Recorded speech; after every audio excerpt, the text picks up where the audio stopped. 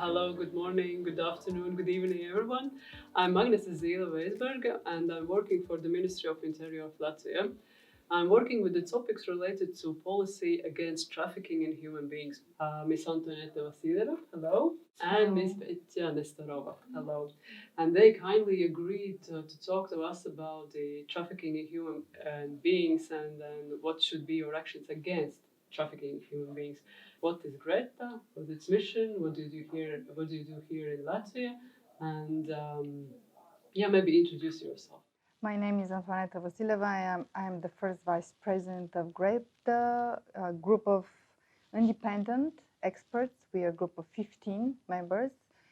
And our main task is a monitoring body to the Council of Europe Convention on Action Against Trafficking in Human Beings is to basically evaluate how the convention is implemented by the state parties who ratified the convention. And Latvia is one of them.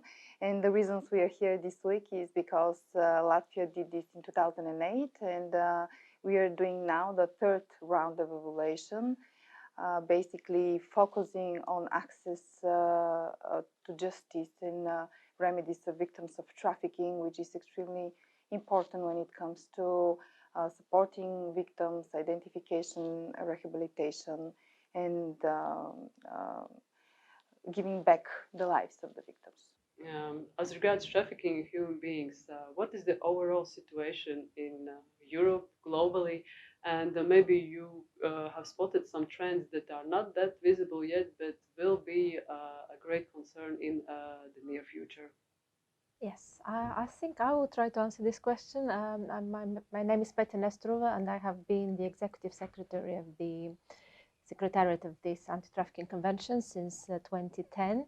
And in my function, I follow, now we have 48 state parties to the convention, but also we have links with other organizations globally.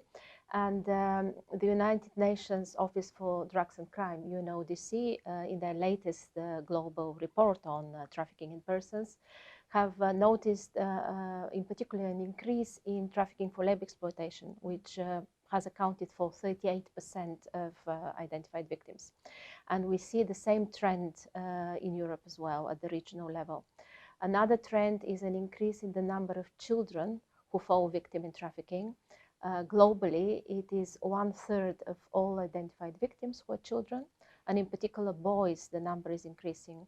And we see a similar trend also at the European level, although in our latest calculations it was more like 25%, but still it is growing. Another trend which we see is the abuse of information and communication technology to recruit and control victims. Globally, of course, this is a trend, and in Europe. And the Council of Europe is currently researching this in a more profound way in order to see where the challenges are.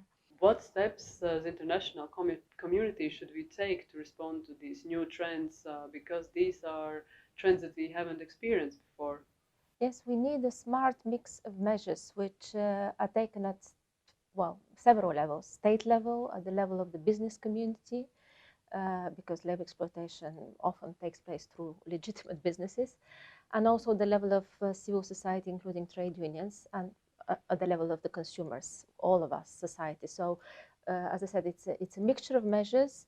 The state obviously has to make sure that labor standards are really strengthened and that they apply to all workers, including migrant workers or undocumented workers, as might be the case.